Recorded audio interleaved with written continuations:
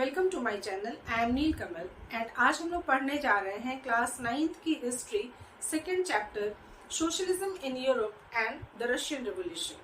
तो आज मैं जहाँ से स्टार्ट करूँगी वहाँ एक खास लाइन है जहाँ पे सपोर्ट फॉर सोशलिज्म है ना, वहाँ एक खास लाइन से स्टार्ट होता है चैप्टर जिसमें थोड़ा सा कंफ्यूजन हो सकता है आपको। तो क्या कंफ्यूजन हो सकता है, क्या सवाल एक्चुअली आपके दिमाग में आ सकते हैं, वो स्टार्ट करते हैं।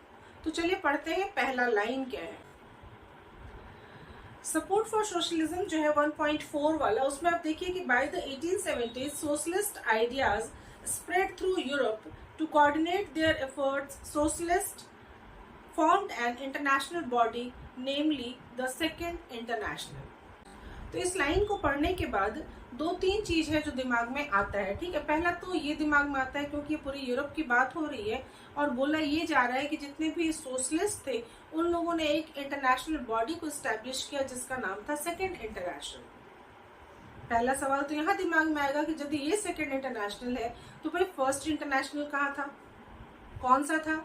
दूसरा सवाल ये आएगा कि यदि ये सेकेंड इंटरनेशनल है और इतना इम्पोर्टेंट है तो ये किस साल में स्थापित हुआ था, क्योंकि ये बहुत ही जरूरी, क्योंकि एक ऐसा साल है जो प्रीवियस के चैप्टर से मैच करता है, यानी फ्रेंच रिवॉल्यूशन से उसके ठीक 100 साल बाद का साल है ये सवाल पैदा हो सकता है।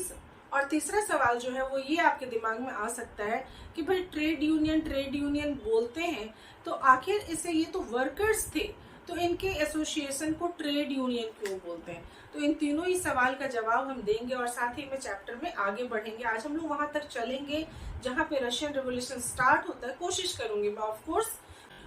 करूंगी मैं कि आज की ये यात्रा, आज का ये जर्नी मैं वहां तक खत्म कर सकूं जबकि 1905 का रेवोल्यूशन हो गया था। देखते हैं कितनी कामयाबी मिलती है, क्योंकि थोड़ा सा वक्त का तकाजा होता है। तो चलिए स्टार्ट करते हैं। सबसे पहले आपके सवाल का जवाब, सेकेंड इंटरनेशनल के पहले जो फर्स्ट इंटरनेशनल था एक्चुअली वो कौन सा था। तो फर्स्ट इंटरनेशनल जो था वो दरअसल पहले किसी और नाम से जाना जाता था। पहले इसे बोलते थे इंटरनेशनल वर्किंग मेंस एसोसिएशन। तो इंटरनेशनल वर्किंग मेंस एसोसिएशन एक ऐसा एसोसिएशन था जिसे ब्रिटिश और फ्रेंच के जो पावरफुल ट्रेड यूनियन लीडर थे उन लोगों ने स्टैब्लिश किया था। ठीक है, और यही बाद में चल के ये यूनियन जो था international working men's association, once again I am repeating, international working men's association, ये बाद में चल के फर्स्ट इंटरनेशनल के नाम से जाना जाने लगा। और कार्ल मार्क्स, जिनका नाम हमने काफी सुना है, वो इसके शुरुआती 32 मेंबरों में से एक है, यानी इनिशियली इसमें 32 मेंबर्स थे और कार्ल मार्क्स उनमें से एक थे। तो पहले सवाल का तो जवाब आपको मिल गया कि ठीक है फर्स्ट इंटरनेशनल कौन सा था। ठीक है, तो फर्स्ट इंटरनेशनल के बाद सेकेंड इंटरनेशनल की स्थापना हुई। अब दूसरे सवाल पे आते हैं कि सेकेंड इंटरनेशनल इतना इम्पोर्टेंट इंटरनेशनल बॉडी था, ये स्टैब्लिश कब हुआ था, आखिर किस साल में हुआ था। तो इस साल को बिल्कुल दिमाग में बिठा लीजिए क्योंकि बहुत ही इम्पोर्टेंट साल है और मैंने जैसा कि बोला था कि प्रीवियस चैप्टर से मैच करता है, यानी इसके ठीक 100 साल पहले यदि आप चले जाए तो बैस्टिल के किले को फतह किया गया था, यानी 14 जुलाई 1789। और इसके ठीक 100 साल बाद यदि जाते हैं तो 14 जुलाई 1889। तो ये महत्वपूर्ण चीज है क्योंकि एस्टेब्लिश कब हुआ था, 100 साल का अंतर है। क्योंकि ये इम्पोर्टेंट इसलिए है कि वो जो था डेट वो फ्रेंच रिवॉल्यूशन में इम्पोर्टेंट था और ये जो डेट है ये सोशलिज्म इन यूरोप में इम्पोर्टेंट है। तो इसके अलावा जो तीसरा सवाल आपके दिमाग में आ सकता है वो ये कि ट्रेड यूनियन को ट्रेड यूनियन क्यों कहते हैं, क्योंकि जैसा कि मैंने बताया कि जो फर्स्ट इंटरनेशनल था इसको जो एस्टेब्लिश किया था, जितने भी ब्रिटिश और फ्रेंच ट्रेड यूनियंस के लीडर थे, ट्रेड यूनियन के लीडर थे, उन लोगों ने एस्टेब्लिश किया था। तो ये वर्कर्स एसोसिएशन था एक्चुअली। तो इसे ट्रेड यूनियन क्यों कहते हैं, इसे ट्रेड यूनियन इसलिए कहते हैं क्योंकि ये वर्कर्स एसोसिएशन था, ये एसोसिएशन ऑफ वर्कर्स था जो कि एक पर्टिकुलर ट्रेड में या इंडस्ट्री में या कंपनी में ये वर्कर्स का एक ऐसा समूह था जो इस बात के लिए लड़ता था, इस बात को इंश्योर करना चाहता था कि उन्हें बेनिफिट्स मिले। ये एसोसिएशन इस बात के लिए आवाज उठाती थी कि वर्कर्स की जो कंडीशन थी उसमें सुधार हो, यानी जो भी इम्प्रूवमेंट इन वर्किंग कंडीशन आप कह सकते हैं उसमें सुधार हो। उसमें सारी चीजें चली जाती हैं। उनके वेजेस कम थे तो उसके लिए लड़ना था भाई कि ठीक है वेजेस कम से कम ढंग के हों, है ना, ऐसा ना हो कि इतना कम मिले कि खाना पीना मुश्किल हो जाए। तो वेजेस की बात थी, फिर बेनिफिट्स की बात थी। दूसरा इनका जो सराउंडिंग्स था जो कि बहुत साफ सुथरा नहीं था, एकोमोडेशन इनका जो था वो बहुत अच्छा नहीं था, उन सब में सुधार होना चाहिए, इन सारी बातों को ये रखते थे। यानी लिविंग कंडीशन बेटर होनी चाहिए इनकी, ये सारी डिमांड्स ये रखते थे। ये ट्रेड यूनियंस जो थे ये सारी डिमांड्स रखते थे। तो इस तरीके से यूरोप में जो है काफी फैल गया था सोशलिस्ट का आइडिया।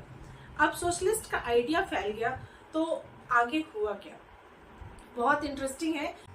तो देखो, जैसा कि मैंने पहले भी बोला था कि समाज यानी सोसाइटी और पॉलिटिक्स यानी कि राजनीति एक दूसरे से जुड़ा हुआ है। जब जब समाज में बदलाव होगा तब तब राजनीति चेंज होगी, और जब जब राजनीति में बदलाव होगा तब तब समाज चेंज होगा। ये बिल्कुल एक दूसरे से ऐसा रिलेशन है कि होना ही होना है, ठीक है। अब अगेन आपके बुक में जो लिखा हुआ है, जिस तरीके से लिखा हुआ है, एक बैकग्राउंड में जाते हैं हम लोग, और बैकग्राउंड में जाके हम देख रहे हैं कि ठीक है भाई, जार निकोलस का शासन खत्म हो गया। लेकिन शासन तो खत्म हुआ, लेकिन किस कंडीशन में खत्म हुआ? क्या राजा ने स्वेच्छा से बोल दिया कि ठीक है भाई, अब मैं काम करने का बिल्कुल भी इच्छुक नहीं हूँ, अब तुम लोग प्रजातंत्र ले आओ, मोनार्की को खत्म करो, ऐसा हुआ था क्या? ऐसा बिल्कुल भी नहीं हुआ था। एक्चुअली बहुत सारे कंडीशंस थे, बहुत सारी, आप कह सकते हैं कि उस समय का प्रिवेलिंग सिचुएशंस जो था सोसाइटी में, पॉलिटिक्स में, इकोनॉमिकली कंडीशन ऐसा था जिसकी वजह से एक समय ऐसा आया कि जार को सत्ता छोड़नी पड़ी। ये एक तरह का कंपल्शन था जो लोगों ने उनको दिया, क्योंकि कुछ ऐसे रूल्स आए, अभी हम लोग बात करेंगे तो आपको क्लियर हो जाएगा। वापस मैं आपकी किताब उठाना चाहूंगी और किताब में उस लाइन से स्टार्ट करेंगे जहाँ पे ये कहता है, क्योंकि मैंने बोला ना कि सोशलिस्ट का प्रभाव काफी हो गया था यूरोप में और रशिया में भी। तो ये प्रभाव होने से आखिर हुआ क्या? तो यूरोप के दूसरे हिस्सों में तो ज्यादा कुछ नहीं हुआ था, पर रशिया में काफी कुछ हुआ था, क्योंकि वहां पे सत्ता जो है वो सोशलिस्ट के हाथों में आ गई थी 1917 ईस्वी में। चलिए बुक में देखते हैं, पहला लाइन स्टार्ट करते हैं। बुक में ये कह रहा है कि सोशलिस्ट टुक ओवर, जो रशियन रिवोल्यूशन का सेगमेंट है ना, वहां पे देखते हैं। सेकंड लाइन में पढ़ रही हूँ जहाँ लिखा है कि socialist took over the government in Russia through the October revolution 1917. So the fall of monarchy in February 1917 and the events of October are normally called the Russian Revolution. तो Russian revolution के पहले 1914 में Russian empire था कैसा? But obvious है कि पहले कुछ तो कंडीशन ऐसी रही होगी जिसकी वजह से लोगों को लगा कि नहीं, अब जार की सत्ता खत्म होनी चाहिए और किसी और तरीके का शासन आना चाहिए देश में।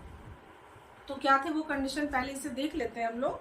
तो 1914 में रशिया में कैसा था कंडीशन, उसकी बात यदि करें तो सबसे पहले देखें तो 1914 में रशियन एम्पायर किस तरह से था, पहले ये देख लीजिए कि 1914 tsar Nicholas II rule Russia and its empire. Besides the territory around Moscow, the Russian Empire included current-day Poland, Latvia, Lithuania, Estonia, parts of Poland, Ukraine and Belarus. यदि इस जगह पे आप देखेंगे तो यहाँ पे ये रशियन एम्पायर आज के समय में रशिया इस तरीके का है, पर इसमें बहुत सारे कंट्रीज जो थे वो रशियन एम्पायर का हिस्सा थे। 1914 में रशिया में जार निकोलस II का शासन था, यानी जो मोनार्क था वो जार निकोलस II था। और जार निकोलस II जो रशियन एम्पायर था उस समय, उसकी यदि बात करें तो हम आज का मैप यदि वर्ल्ड का मैप यदि देखते हैं तो देखते हैं कि कौन कौन सी जगह रशियन एम्पायर में शामिल थी।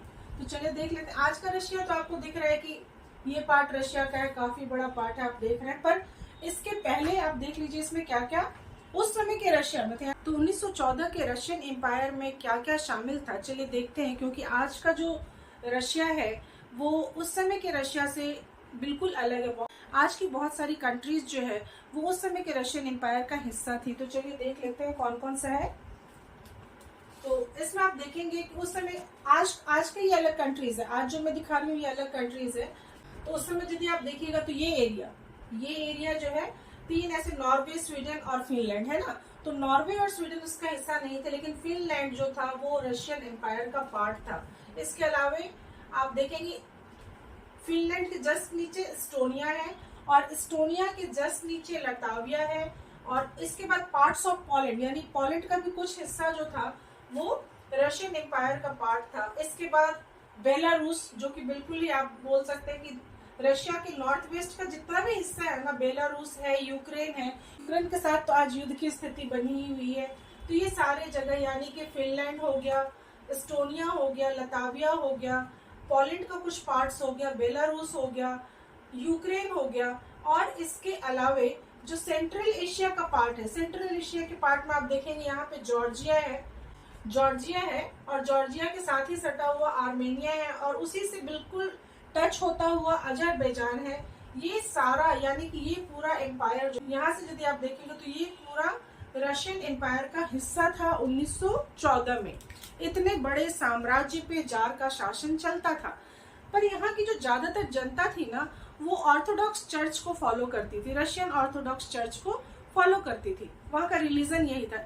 लेकिन इसके अलावा ऐसा नहीं था कि और धर्म के लोग यहाँ नहीं थे। यहाँ पे कैथोलिक्स भी थे, प्रोटेस्टेंट भी थे, मुस्लिम्स भी थे और बुद्धिस्ट भी थे। अलग अलग रिलीजन के लोग यहाँ पे रहते थे। और इतने बड़े रशियन एम्पायर पे उस समय का शासक था जार निकोलस सेकेंड। ये तो स्थिति थी 1914 की। रशिया किस तरीके से था, अब हम देखेंगे कि किस तरह से वहाँ का समाज था और किस तरह से वहाँ की इकोनॉमी चल रही थी, जिसकी वजह से स्थिति इस तरह आई कि लोग सारी स्थितियों से नाखुश हो गए। तो चलिए देखते हैं सोसाइटी कैसी थी उस समय की। तो इकोनॉमी और सोसाइटी की जब बात करते हैं तो सबसे पहली चीज जो होती है किसी भी कंट्री का जो डेवलपमेंट है वो किस तरीके से है, वो हम तब जानते हैं कि उसकी डिपेंडेंसी कितनी ज्यादा प्राइमरी एक्टिविटीज पे है। तो रशिया एक ऐसी कंट्री थी जिसकी डिपेंडेंसी प्राइमरी एक्टिविटीज पे सबसे ज्यादा थी, यानी कि एग्रीकल्चर के ऊपर डिपेंडेंट थे। तो रशियन पॉपुलेशन का 85% जो था वो एग्रीकल्चर के ऊपर डिपेंडेंट था। जबकि तुलनात्मक रूप से यदि देखें तो फ्रांस की 40% जनसंख्या और जर्मनी की 50% जनसंख्या जो थी वो कृषि के ऊपर निर्भर थी। इसके अलावा यदि देखेंगे तो ऐसा नहीं था कि इंडस्ट्रीज नहीं थी रशिया में। ऑफ कोर्स वहां की तुलना में तो कम थी, पॉकेट्स में थे, कहीं कहीं पे थे। सेंट पीटर्सबर्ग में और मॉस्को में इंडस्ट्रीज थी। लेकिन यहाँ एक चेंज आया था। 1890s में जब रेलवे का एक्सपेंशन हुआ था ना, यानी जब नेटवर्किंग ऑफ रेलवे लाइन होने लग गई थी, उस समय यहाँ पे फॉरेन कैपिटल इन्वेस्ट किया गया था, जिसकी वजह से जगह जगह पे इंडस्ट्रीज होने लग गई थी। जैसे कि गांव में मैंने बोला ना कि पीजेंट्स की संख्या ज्यादा थी, वैसे ही शहरों में क्राफ्ट पर्सन की संख्या ज्यादा थी। लेकिन ये बात 1890 से पहले की। 1890 में जब रेलवे का एक्सपेंशन हुआ और बाहर का कैपिटल यहाँ पे लगा और काफी ज्यादा बढ़ोतरी हुई इंडस्ट्रीज में, तब जाके कई जगह तो ऐसा था जहाँ पे कि क्राफ्ट पर्सन और वर्कर्स इन दोनों की संख्या समान थी। क्योंकि इनिशियली तो सिर्फ मॉस्को और सेंट पीटर्सबर्ग के आसपास ही थे इंडस्ट्रीज, लेकिन बाद में छोटे छोटे इंडस्ट्रीज कई जगहों पे हुए और एक ऐसा समय आया कि रशिया के कई जगहों पे क्राफ्ट पर्सन और वर्कर्स की संख्या समान थी। सोसाइटी में पीजेंट्स के अलावा क्राफ्ट पर्सन थे, क्राफ्ट पर्सन के अलावा वर्कर्स थे, और ये वर्कर्स जो थे ये भी एक्चुअली डिवाइडेड थे। कुछ का लिंक बिल्कुल गाँव से था, जो गाँव से आए थे। जनरली ऐसा होता है कि जब कभी भी डेवलपमेंट होता है और शहरों में इंडस्ट्रीज स्टैब्लिश होती है तो गांव से उठ के लोग काम खोजने के लिए आते हैं शहरों में। और रशिया में भी ऐसा हुआ, क्योंकि जब जगह जगह पे इंडस्ट्रीज बनने लगी तो गांव से बहुत सारे उठ के लोग यहाँ पे काम करने के लिए आए, कल कारखानों में, ठीक है, फैक्ट्रीज में। लेकिन यहाँ पे ये हुआ कि ये डिवाइडेड इस तरीके से थे कि कुछ तो गाँव से आए थे काम करने के लिए और कुछ ऐसे थे जो कि शहरों में ही सेटल थे परमानेंटली। इसके अलावा ये स्किल्ड के हिसाब से भी बटे हुए थे, इसलिए कि वर्कर्स में भी जो मेटल वर्कर्स थे वो खुद को बहुत ही वर्कर्स के बीच में खुद को एरिस्टोक्रेट समझते थे, क्योंकि उन्हें ऐसा लगता था कि उनका काम जो है उसमें ज्यादा ट्रेनिंग और स्किल की आवश्यकता है, तो वो बाकी वर्कर्स से तुलनात्मक रूप से थोड़े ज्यादा ऊंचे हैं, ऐसा उनका सोचना था। इसके अलावा विमेन की जनसंख्या का, विमेन की कुल जनसंख्या का 31% जो था वो भी फैक्ट्रीज में काम करता था, लेकिन इन्हें बाकी चीजों में समानता नहीं थी। इन्हें वेजेस कम मिलते थे, बहुत ही कम मिलते थे। तुलनात्मक रूप में देखेंगे तो आधे से भी कम पे ये काम करती थी। मेन को जितना मिलता था उससे भी आधे से भी कम पे ये काम करती थी। तो विमेन्स को वेजेस का, विमेन्स को क्या है, थे तो सभी को कम, विमेन्स को और भी कम थे तुलनात्मक रूप से, ठीक है। तो वेजेस कम थे इनके, और भी बहुत सारी सुविधाएं इन्हें नहीं थी। इनकी कंडीशनिंग, जो वर्किंग आवर्स थे वो बहुत लेंदी थे। तो इन सब के खिलाफ कुछ मजदूर ऐसे थे जिन लोगों ने एसोसिएशन गठित किया, यानी यूनियन, यानी कि ये ट्रेड यूनियन की बात हो रही है।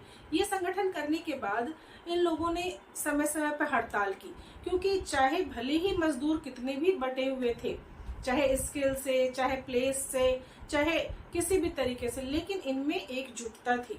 ये एक साथ होते थे जब कभी भी कोई समस्या आती थी। और खासकर जैसे इंडस्ट्रीज में होता है ना कि किसी को काम से हटा दिया गया, छटनी के टाइम जनरली ऐसा होता है कि मजदूरों को काम से निकाल दिया जाता है। तो ऐसा जब कभी भी होता था तो सारे के सारे मजदूर एक होके स्ट्राइक करते थे। यानी स्ट्राइक वो शब्द है जो आपने यहाँ पे पहली बार अपनी बुक में देखा होगा। इसका मतलब है कि काम को रोकना। फैक्ट्रीज में कोई काम नहीं होगा, और जब मजदूर काम नहीं करेंगे तो प्रोडक्शन कहाँ से होगा। यदि प्रोडक्शन नहीं होगा तो वो सारे इंडस्ट्रियलिस्ट और कैपिटलिस्ट जो इसी के ऊपर डिपेंडेंट थे उनका क्या होगा। तो मजदूरों की स्ट्राइक से बहुत ही ज्यादा डरते थे वे लोग। तो मजदूरों की स्ट्राइक, हालांकि उस समय की यदि बात करूं, और 1896-97 में टेक्सटाइल इंडस्ट्री में और 1902 में मेटल इंडस्ट्रीज में काफी ज्यादा हड़तालें हुई। और ये हड़तालें इस बात को शो करती थी कि जो वर्किंग कंडीशंस मजदूर की हैं उस पे तो वो बिल्कुल भी काम करने को रेडी नहीं है। इसके अलावा आगे आते हैं और बढ़ते हैं किसानों की तरफ। ये किसान भी जो थे ये भी जनसंख्या का एक महत्वपूर्ण हिस्सा था, जैसा कि मैंने बताया, लेकिन ये भी डिवाइडेड थे। ये किस तरीके से डिवाइडेड थे?